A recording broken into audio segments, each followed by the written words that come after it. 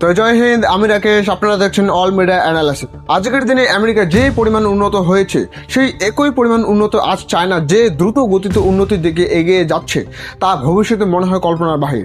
একসময় সেই দিনটা আসবে যেদিন আমেরিকার পর চায়না গোটা দুনিয়ার মধ্যে সেই রাজত্ব চালাবে, আর তার কথা অনুসারে হয়তো পুরো পৃথিবীর রাজনীতির উন্নতির ইশারা সেই দিকেই গড়াবে। এরকম ভাবে চায়না তাদের উন্নতিতে আরও এক ধাপ এগিয়ে স্পেস টেকনোলজিতে যে পরিমাণ উন্নত প্রযুক্তি হাসিল করতে পেরেছে তা একদম হিসাবের বাহির।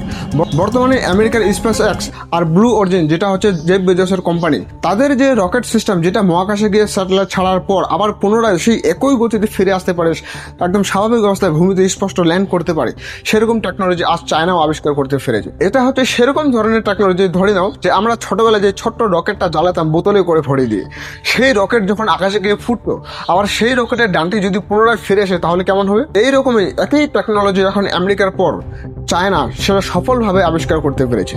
এখন তোমরা ভিডিওর মাধ্যমে দেখতেই পাচ্ছ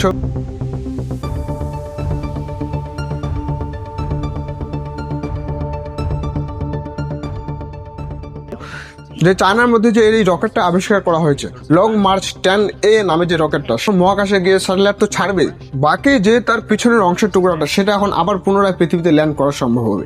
আমেরিকার স্পেস এক্স তাদের তো নির্দিষ্ট একটা ল্যান্ড করার স্ট্যান্ড আছে, কিন্তু চায়না এখন নতুন টেকনোলজিতে কাজ করে ফেলেছে। তারা সমুদ্রের মধ্যে ল্যান্ড করে নির্দিষ্ট একটা স্টিলের জালি তৈরি করেছে, সেখানে সঠিক একদম একুরেসির সাথে ল্যান্ড করতে পেরেছে। পুরো দুনিয়ার মধ্যে এরকম ধরনের টেকনোলজি এখন শুধুমাত্র দুইটা দেশের কাছে হচ্ছে, একটা হচ্ছে আমেরিকা, এখন দ্বিতীয় নম্বরের নতুন স্থান জায়গা করে নিয়েছে চায়না। আর যদি বলি যে ভারত এক্ষেত্রে কত দূর স্থানে পৌঁছে গেছে, তাহলে দেখা যাবে যে ভারত এক্ষেত্রে ধারে পাশেও তো নেই, ধারে পাশে তো দূরের কথা, নাম পর্যন্ত শোনা যায়নি। যদিও কিছুটা হলেও তো ভারত চেষ্টা করছে।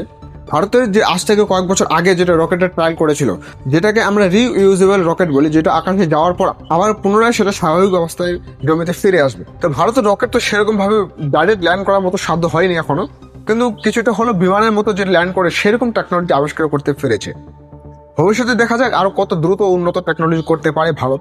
বাকি চায়না তো তাদের নাম একদম উন্নত শ্রেণীতে পৌঁছে নিয়ে গেছে। ভবিষ্যতে চায়নার যে এত টেকনোলজির উন্নত সিস্টেম পুরো দুনিয়ার মধ্যে একদিন রাজত্ব করবে, আর এটা বাস্তব কথা। দেখা যাক ভারত এই বিষয়ে ভবিষ্যতে কতটা উন্নত করতে পারে।